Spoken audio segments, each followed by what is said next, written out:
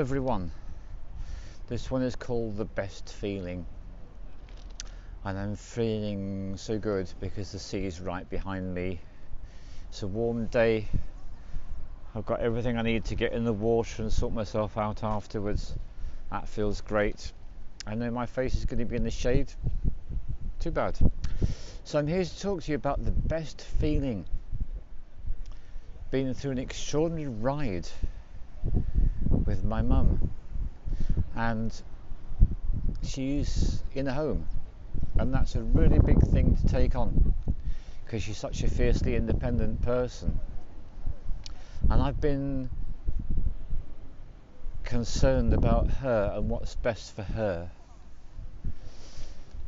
and I almost made a terrible mistake. And so the first thing to me about the best feeling is when you can listen to people and get their perspective because they are courageous enough to give you their true opinion, and you can listen. This is what I've been going. I've been listening to people, listening to family, listening to other people too, listening to my partner. So this is what I've realised that I almost made a dreadful mistake, because in my concern for my mum, for her well-being and her welfare, what I wanted to do is what I usually do, what I've been doing ever since her husband, my dad, died back in 2010, and then my sister, who's younger than me, died in 2012. Been doing this all the time. There was a period of time when I actually lived as my base with her for a few years because I knew she needed that support. So she's reached the point with this severe illness and the drugs she's taking and the slow slide into loss of memory, loss of connection with linear time, loss of ability to function in a 3D world. I thought the best thing I could do is to carry on doing what I've been doing. I've been my mum's rescuer since 2010, and there was a time that was really appropriate because she needed rescuing, and I was probably the most appropriate person to do a lot of what I did. So she lived, when my dad died, she got herself her own flat, lived in a flat since 2010, and it's a place where there's people to communicate with. And something that's very important is my mum is an extrovert. She actually recharges by being with people and being sociable. So this comes down to the best feeling. What is the best feeling I can give for my mum? How can I give her the best quality of life? Because it was looking to me like she's in a home, she's taking pharmaceutical drugs. This is all the worst feeling, isn't it? It just sounds a nightmare. And she's now away from the friends that she's made where she lives, and it's a matter of what the family is going to do. I'm the one that can step in. It's just possible. It means massive changes in my life, but I can do it. And I was thinking, so what can I do to make her have the best feelings for the remains of her life?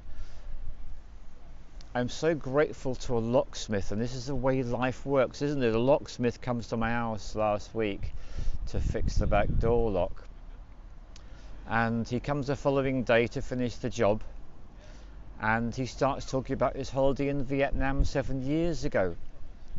Now this is pure gold. This is the way life works if you're open to it. So there he is. I could have been bored out of my brain thinking, what's this dude doing talking to me? Not a bit of it. There's something in this, so listen. So on this holiday he went to visit people, local Vietnamese people living very simple lives in the countryside, and what they're doing is they're making hats, and he goes to visit a family. There's a mum, there's a little girl, and there's the grandma. So you've got a grandma, a mother and a daughter. 3 of them. There's no men in their little house. More like a hut, and what they're doing is they're making hats, and they're pretty good at making hats. And what happens is tourists will come and have a look at them, see what they're up to.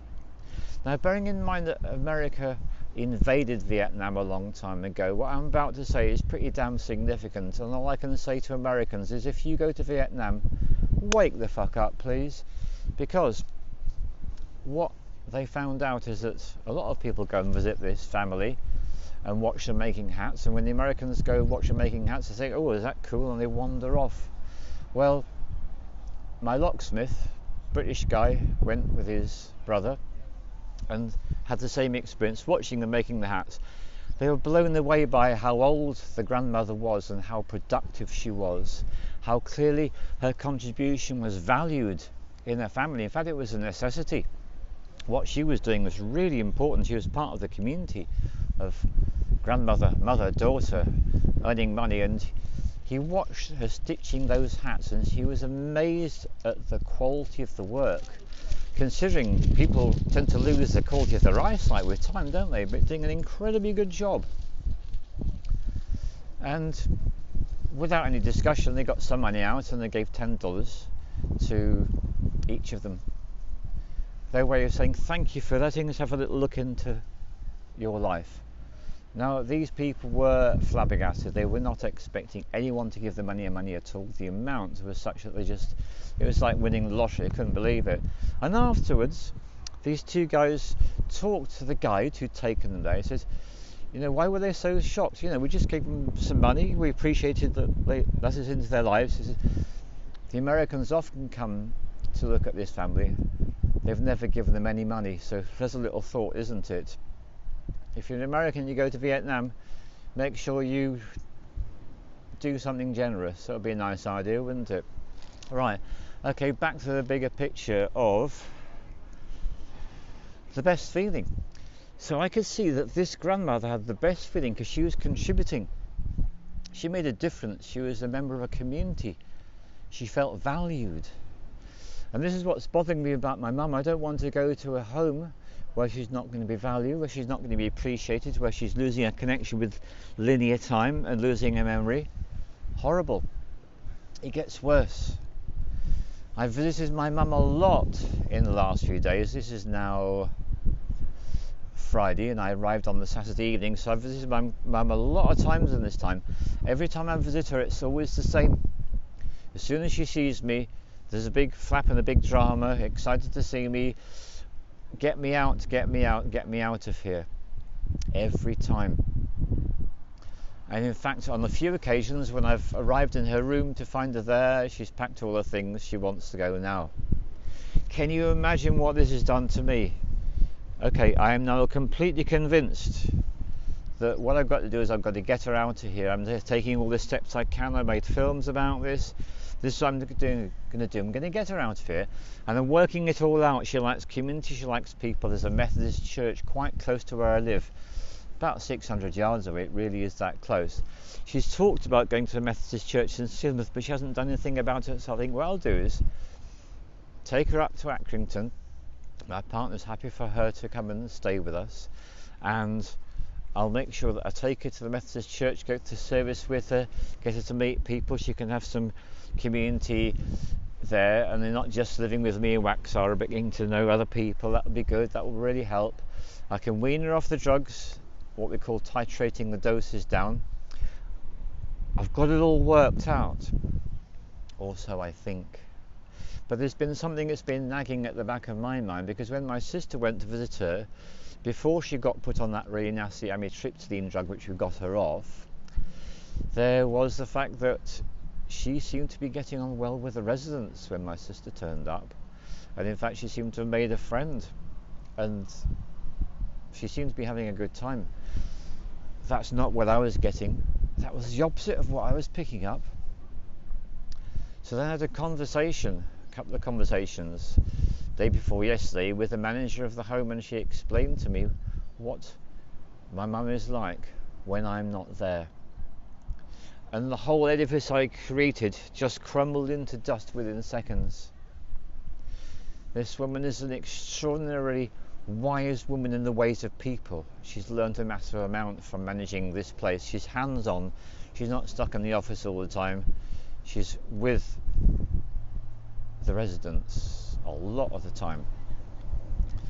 And what she got me to understand is that when I'm not there, what my mum does is she's up and about, she's chatting to people, she's engaging, she's having a lot of good social experiences. She goes on her own into the garden and works in the garden.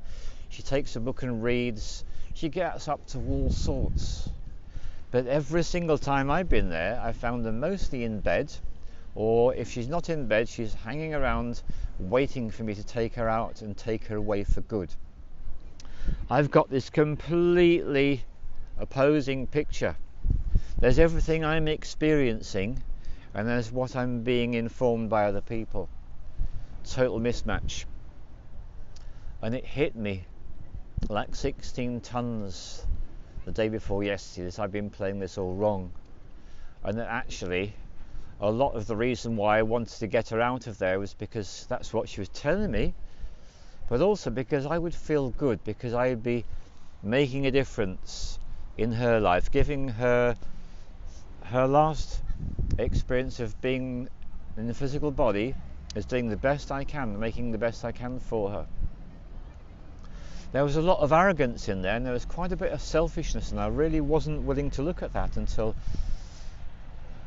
this short conversation, which was then followed by a conversation with my daughter, who has spent a number of years working in care homes for people who've got dementia, and she'd been supporting me taking Joyce out until I told her what I'd learned about how she actually gets on in the home when I'm not there. So I'm learning about the long-term memory and the short-term memory, and I became aware that she's been in that home for just less than 2 weeks, 12 days, that's all, and it takes a month for them and us to discover whether she settles or whether she doesn't. So what I was about to do was to drag her out of that home halfway through the essential period of testing to find out whether it works for her or not, and take her somewhere else, to a place where she would only know 2 people, me and my partner, and I would have to make a lot of arrangements and effort to get her out to meet people. And actually where she is, she's got all the social life she could want, and she can escape from it whenever she wants to her own room. She's got her CDs, she's got her radio, she's got her music, and she can read, she can do all these things. Now this is a bit of a tricky part of the conversation, because you see what my mum had been doing is she'd been presenting me with not a full picture, let's just say, because when she saw me, what I was doing is I was actually being a trigger. Every time I've been there, I've actually caused my mum distress, and I've made her become aware of her reality outside of the home. I've made her become aware of the fact she doesn't want to be there, and that I'm to save her and rescue her and get her the hell out of there as soon as possible, preferably right now. And then there were other things that went on. So I'm going to just mention 2 of them to you. One of them is when we went out to do some business at the bank and go to a cafe afterwards. When I arrived, she wanted me to hold her because she was afraid she was going to fall. So I held her every bit of the way out in the town, holding her, did the bank business. Then we carried on looking for somewhere to eat, and within maybe half an hour it shifted her from her holding me to she was just walking off ahead. She didn't need me to hold her at all. So that's a bit of a thing to consider, isn't it? I got a really false picture there. That was all a part of, I need you to rescue me, and as soon as that little thought was forgotten about, actually I'm quite capable, I'm just managing fine, and I've got to rush off because she's racing ahead, 89 racing ahead, I know. So when she gets into the story of needing to be saved, she becomes this weak, dependent person. In reality, there's still a lot of strength there. And then there's something else that happened. Now this is massively distressing. This is the day I went to visit her 3 times. Every single time that day she was in bed looking utterly pathetic. What I found out later on is in that same day where I was visiting her, she was up and about in between time, pulling weeds out of the garden, reading. Yes, can you see how confusing it's been for me? Can you imagine the weirdness I've been through? Right. Well, there was this point that she was lying in the bed all pathetic, and she said to me, when they gave me my medication, the member of staff hit me. Can you imagine how I felt at that moment? Even more impulse to get the hell out of there. I've got to rescue my mother. This is hell. However, I'm a shaman. and I'm trained to pay great attention to all the most subtle nuances. And so I noticed that when she said those words to me, I noticed the expression in her eyes, the expression in her mouth. I was being played. And I have had to face up to the fact that my mother, because of her early childhood experiences and her experiences since then, there's an aspect of my mother which is intensely narcissistic. And what she was doing, she's doing the thing of, let's give him a poke and see if he responds in the way I want him to. So the poke was, somebody hit me. The response was, I freaked out and I'm flabbergasted, I'm angry, I'm everything. You can imagine, can't you? I would be, wouldn't I?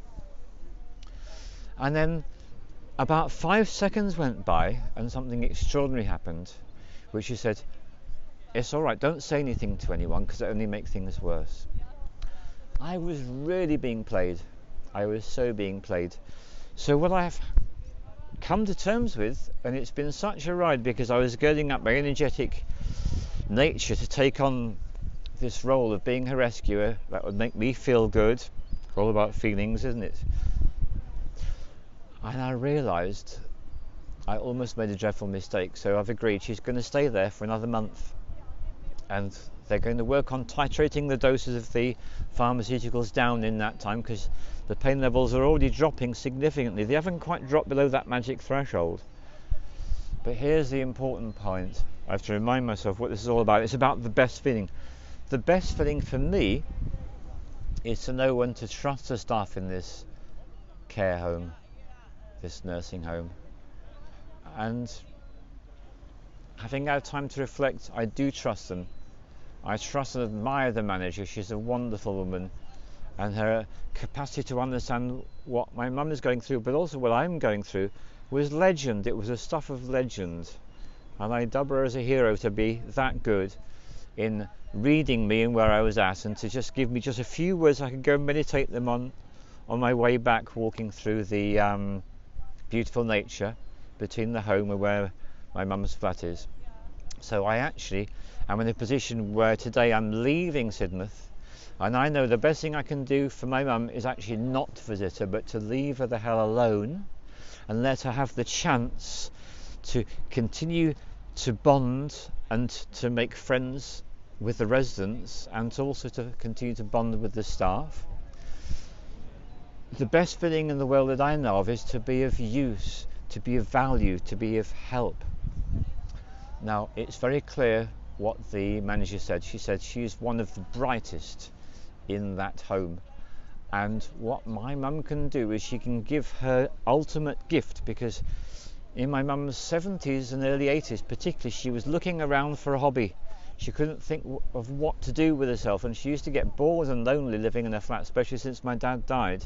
And that's why she loved me to visit and take her on holidays to the Alps, to Ireland, to all these places we went. It was fantastic. Really enjoyed it.